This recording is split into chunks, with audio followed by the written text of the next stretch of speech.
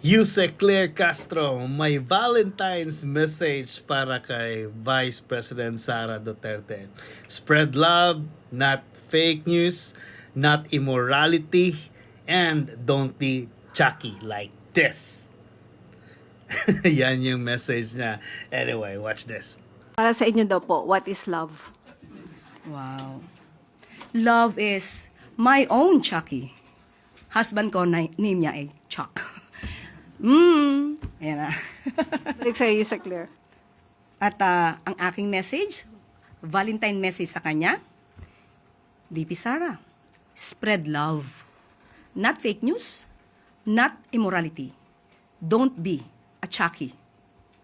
Di pa rin talaga nakamove on si Yuse Claire Castro sa Chucky na yan. Either siya ba daw yung kamukha or si VP Sara. Again, malaking discussion yan. Ang dami dyan sa comment. Ang dami. Sana nga pa-survey na tayo kung sino talagang kamukha niya. But anyway, let me know what you guys think for now. Cheers. Bye.